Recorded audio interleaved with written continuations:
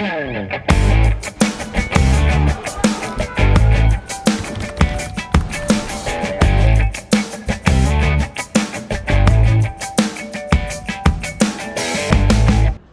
programa de hoje, vamos conversar com o professor Denilson Coelho. Ele é coordenador do Departamento de Ciência Política do IPOL, que é o Instituto de Política da Universidade de Brasília. E conosco vai falar sobre políticas públicas. O que são as políticas públicas? Na hora que você escolhe, por exemplo, um governante e você quer que ele transforme, né, aqueles desejos, aquelas reivindicações da população em algo em favor dessa própria população, seja na saúde, educação, segurança, como é que isso acontece na prática, né? É sobre isso que a gente vai falar no programa de hoje com o professor Denilson Coelho, aqui do Instituto de Ciência Política da Universidade de Brasília. Seja bem-vindo, professor Denilson, ao nosso Espaço Cidadão. Muito obrigado, Robson. É um prazer fazer parte desse programa e discutir esse tema que é tão central hoje na sociedade brasileira. Obrigado, professor. Eu gostaria que, inicialmente, o senhor contasse um pouco para nós essa história de como é que funciona. Na hora que o povo faz a reivindicação, alguns políticos transformam isso em promessa de campanha, como é que isso se transforma na prática para chegar àquele desejo da população, do regime democrático, para a vida das pessoas? Essa é uma pergunta muito interessante, Robson, e eu gostaria de considerar também na minha resposta que o Brasil é um dos únicos países do mundo que tem eleições recorrentes.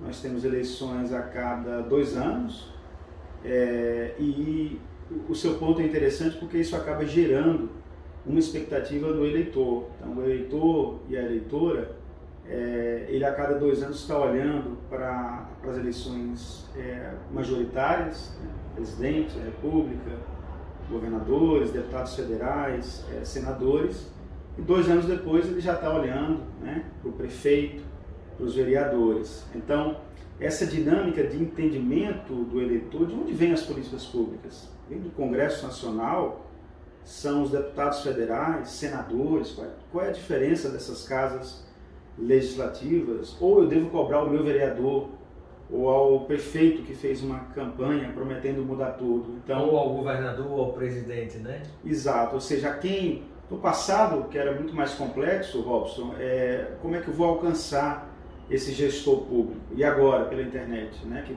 grande parte dessas organizações, instituições estão abertas ao público por meio de e-mail, ouvidorias, etc. Então, o cidadão e a cidadã, ele é um processo de aprendizado no tempo, onde ele vai identificando as diferenças dos pleitos eleitorais e qual tipo de gestor e a forma como ele vai cobrar essa ação. Então, isso é uma mudança da ordem eleitoral, da ordem, né, da relação do eleitor com o poder público.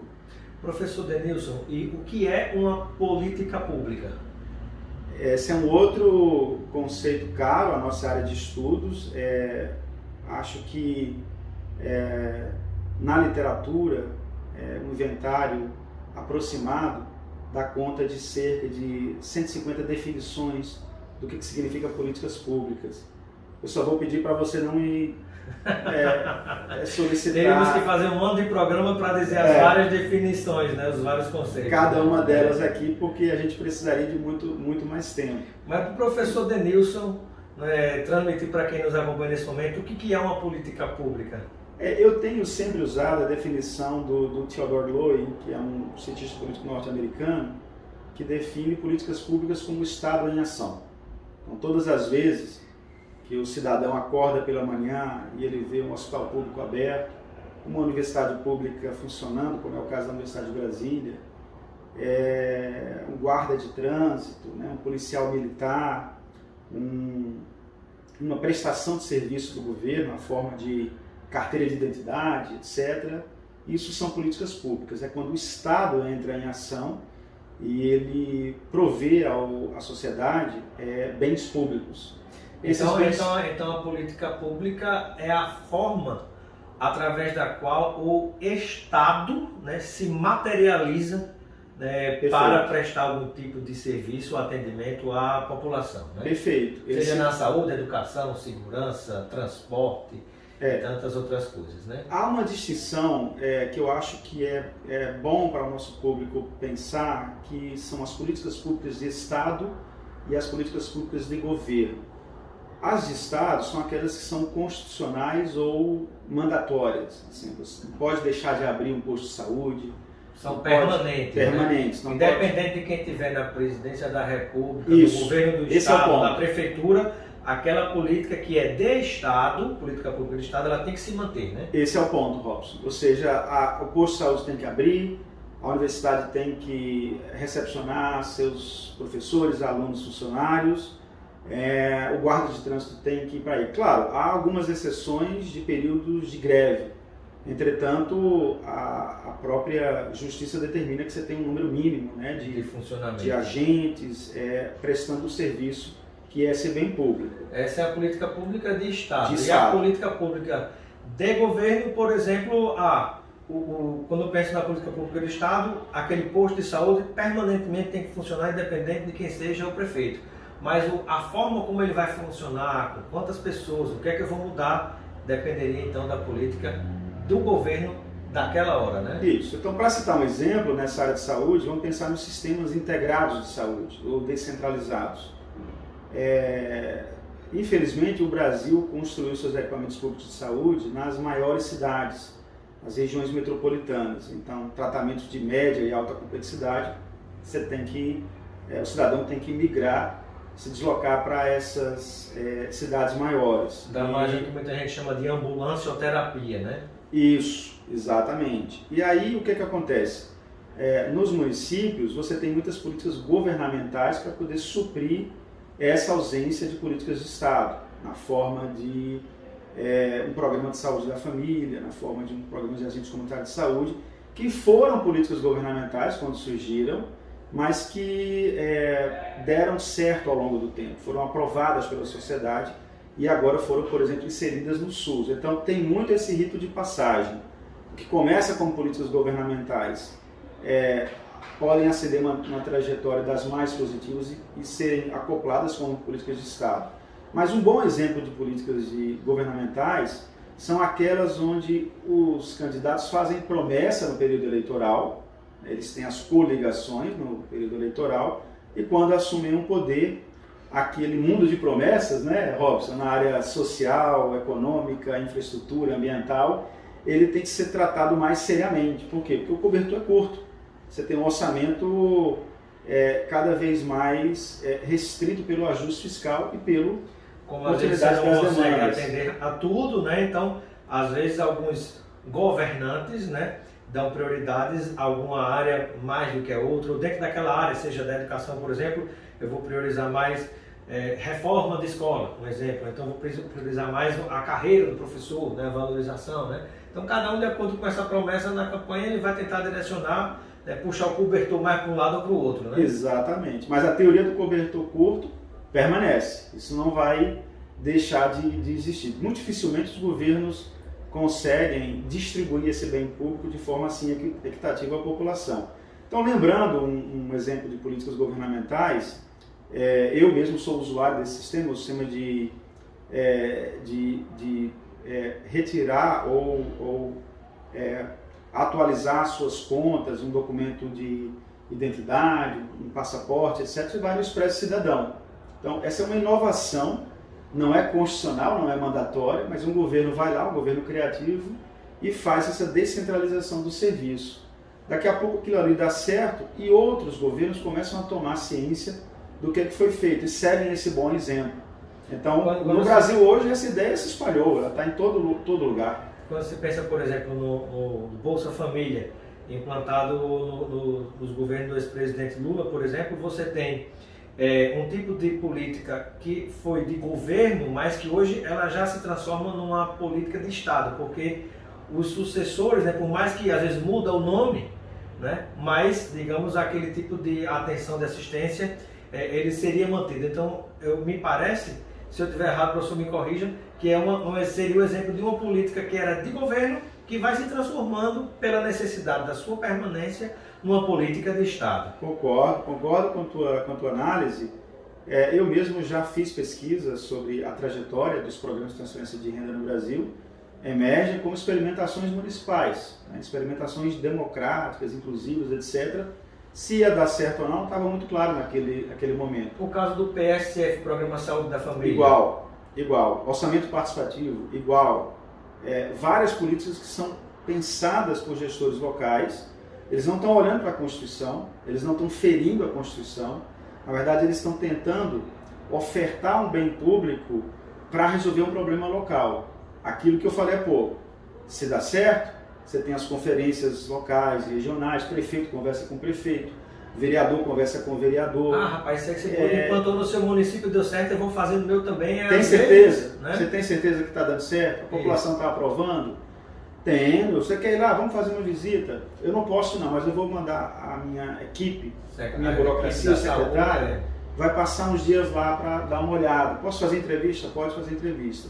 Isso é muito mais comum no caso americano, por exemplo. Aí no Brasil existem poucos exemplos, a gente poderia ter mais exemplos dessa ordem, mas claro, voltando à teoria do cobertor curto, existe muita pesquisa realizada, mas pouca ação, por conta do constrangimento fiscal, né, de investimento em políticas públicas. Então acho que fica claro, né, para o nosso telespectador a diferença entre políticas de Estado e políticas governamentais. Agora um ponto que eu queria abordar: quantas políticas públicas nós temos no Brasil?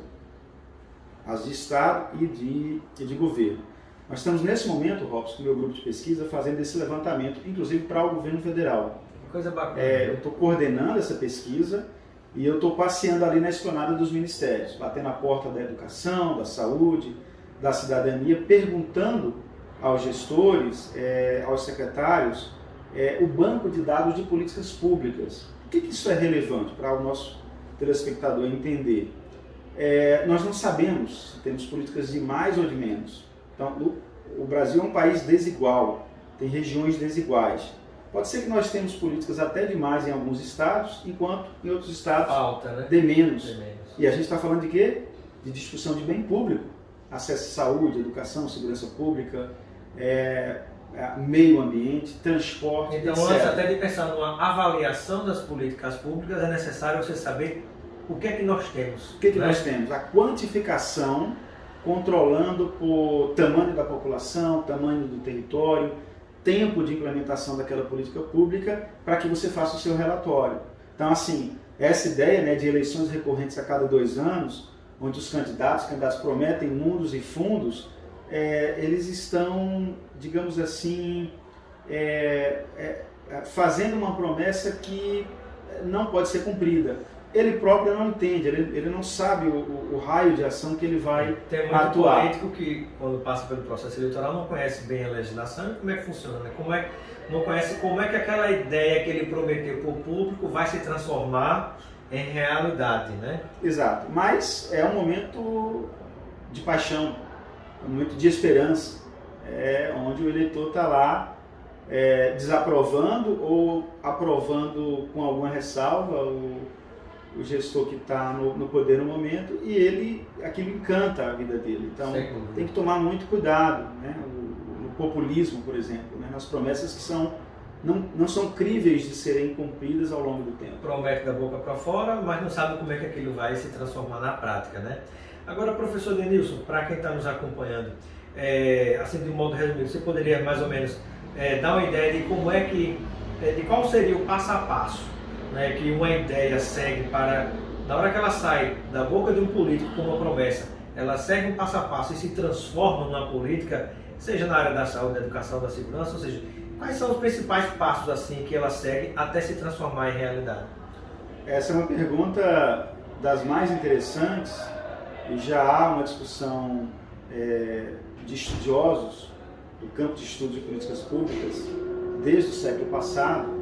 Um expoente dessa literatura é o Rogers, que trabalha com um conceito de inovação no setor público, inovação nas políticas públicas. Uma ideia, ela precisa ser primeiramente aprovada pelos seus pares, precisa ser experimentada no local, e ela precisa de um sistema social, de canais de comunicação, para que os defensores dessa ideia resistam às visões rivais. O mundo das ideias pode ser compreendido como uma substituição de um modelo de política pública pelo outro. E aí você está mexendo no vespeiro. Você vai mudar a política do seu rival, você vai inovar, vai exigir mais recursos. Então, esse tabuleiro do xadrez no mundo das políticas públicas, a boa ideia ela é colocada à posta. Ela pode sobreviver ou não. Em detalhe, às vezes é uma boa ideia na sua cabeça, né? Excelente ponto. Aquela coisa, não, mas de onde você tirou essa ideia? Não, das vozes da minha cabeça. Mas Isso. Às vezes uma coisa que eu acho que é uma boa ideia para você pode dizer, vamos distribuir Viagra no serviço público, mas você vai tirar o dinheiro de um remédio que está faltando para comprar Viagra, um exemplo, né? Então, como é que é isso? Para mim pode ser uma coisa interessante, para você pode não ser. Exato, então, por isso que talvez seja importante, né, as ideias passarem pelo filtro dos conselhos, né? Isso. Conselhos municipais, estaduais, discutir com muita gente, né? Aliás, é princípio da democracia, você na hora que tem ideia, você discutir com as pessoas. No autoritarismo é que você bota aquilo de cima para baixo, né? É bem top-down mesmo. Mas a sobrevivência da ideia é fundamental e ela passa pela sua viabilidade técnica, viabilidade de financiamento. Ela tem que ter uma boa imagem de solução. Então, se burocracias ou novos gestores forem propor uma nova solução para a pobreza e desigualdade e mostrarem dados sobre isso, muito provavelmente isso não vai impactar os formuladores de políticas públicas. Por quê? Porque esse dado já é amplamente conhecido. Você tem que ter uma inovação em termos do seu desenho. Por exemplo, controle, inclusividade social, tá?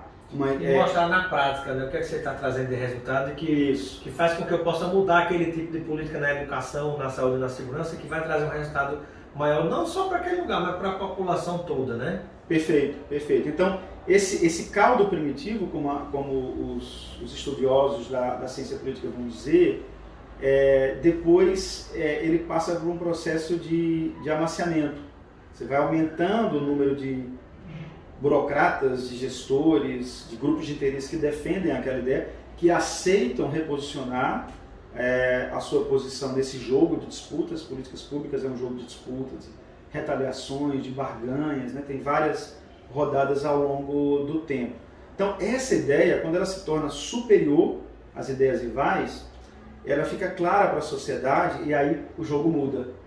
Ou seja, prefeitos, governadores, presidentes que não apoiam aquela ideia estariam fora do lugar, né? Eles que antes monopolizavam o jogo político, distribuíam bem público da forma como pensavam que era mais correta, eles se constrangem, tá, por essa ideia de inovação e vão correr atrás da inovação. É o caso desses programas de transferência de renda que emergem nos municípios, depois passam para os estados, até chegar à agência central. Eles são federalizados, quer dizer, a agência estava dormindo, a burocracia weberiana do estado não estava olhando para aquilo.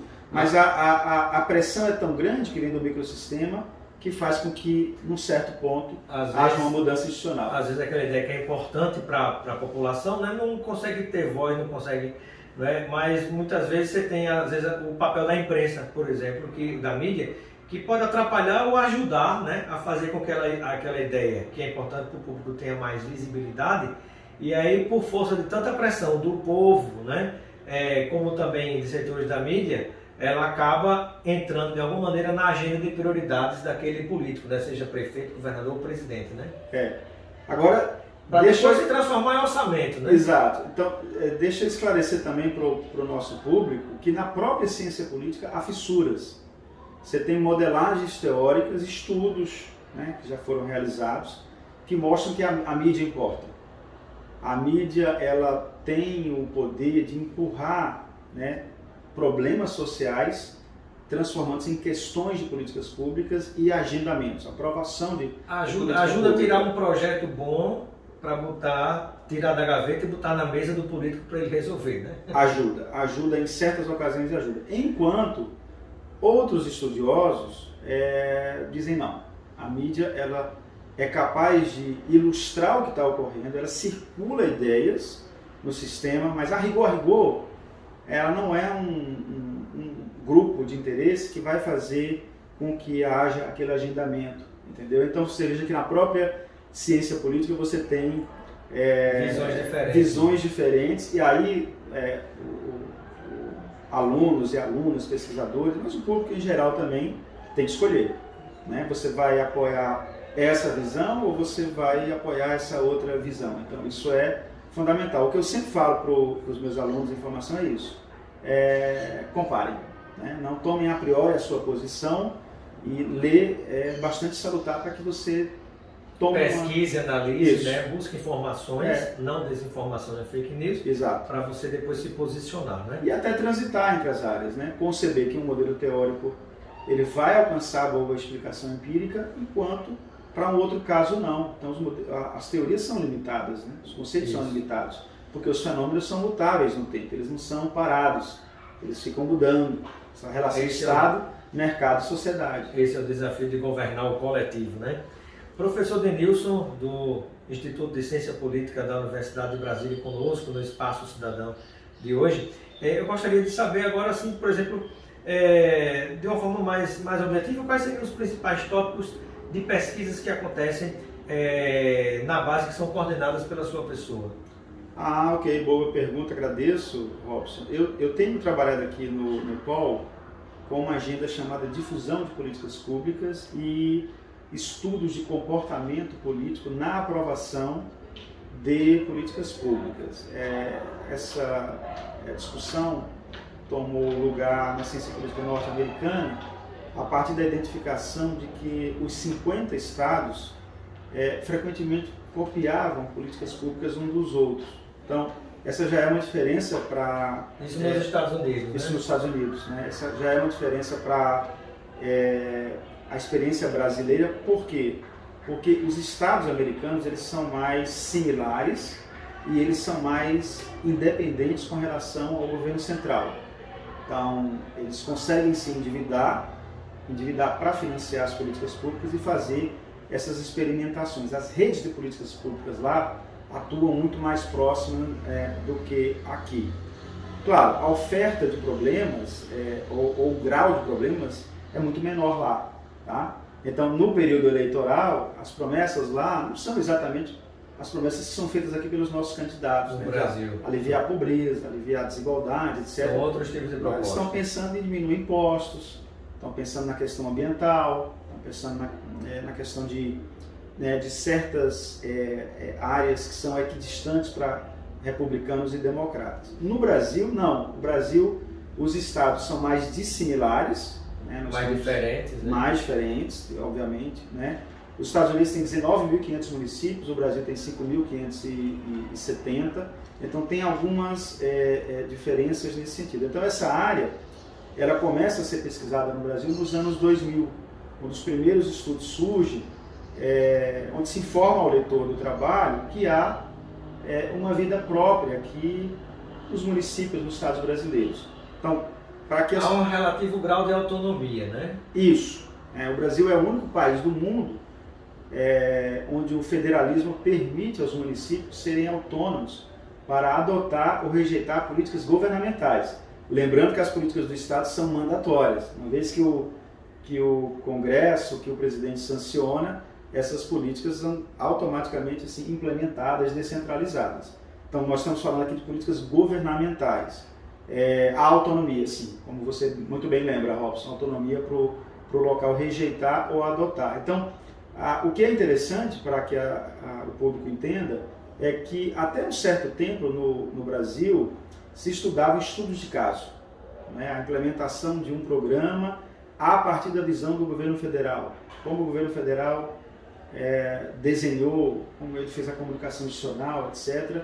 E o resultado final foi esse. Agora você teria o estudo de caso a partir do próprio local?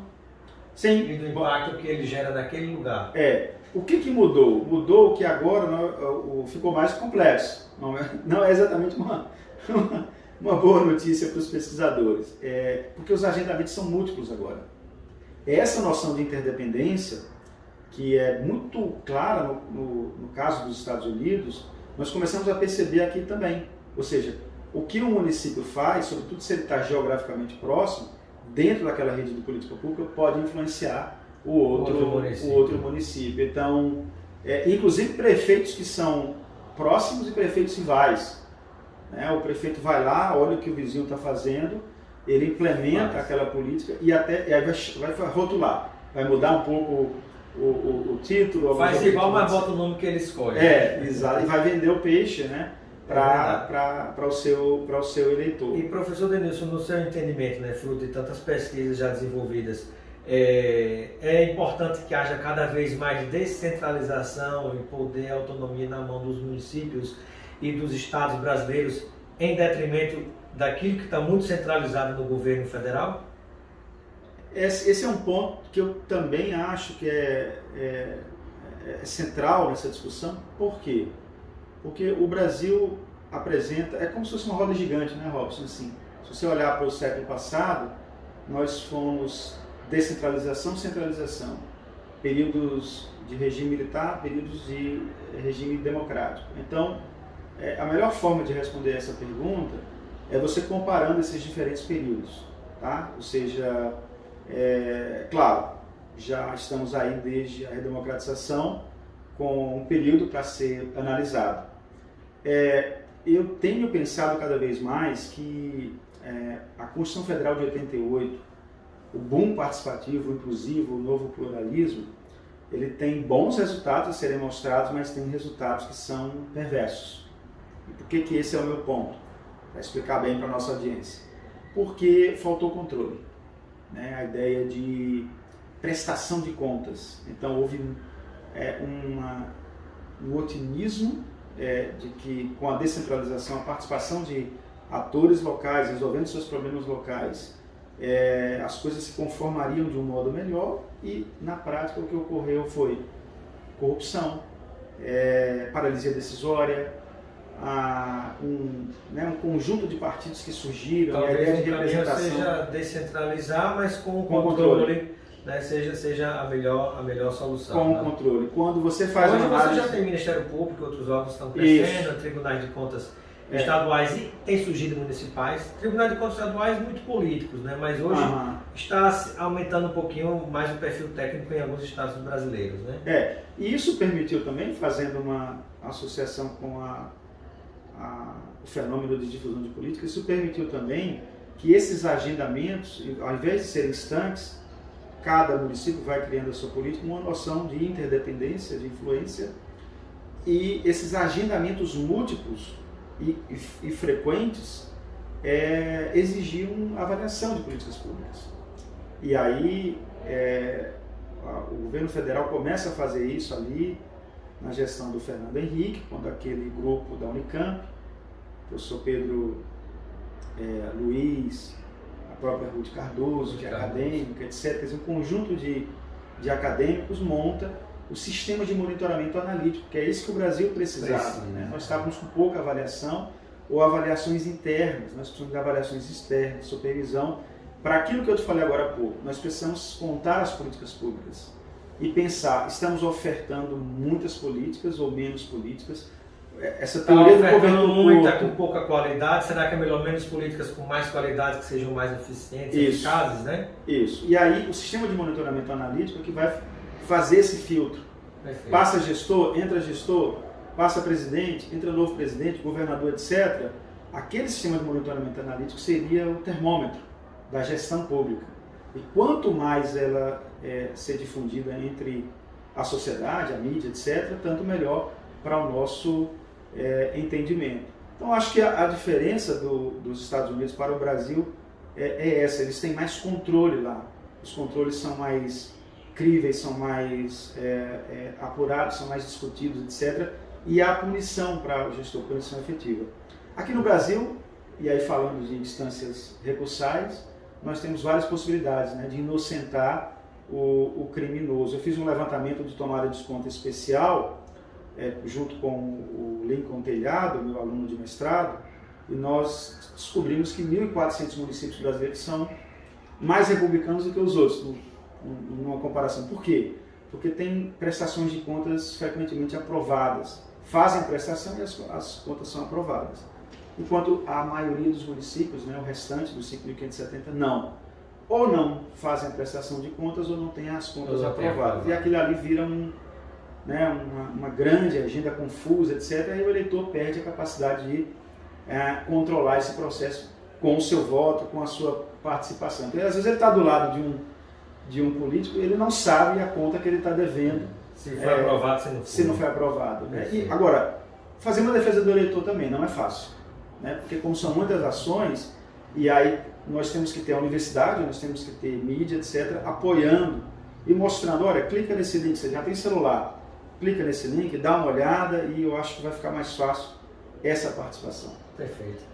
Quero agradecer a participação do professor Denilson Coelho, coordenador do curso de Ciência Política do Instituto de Política IPOL da Universidade de Brasília. Seja sempre bem-vindo, professor, ao nosso Espaço Cidadão e um momento final para suas despedidas junto a todos aqueles e aquelas que nos acompanham. Robson, manhã maravilhosa, te agradeço.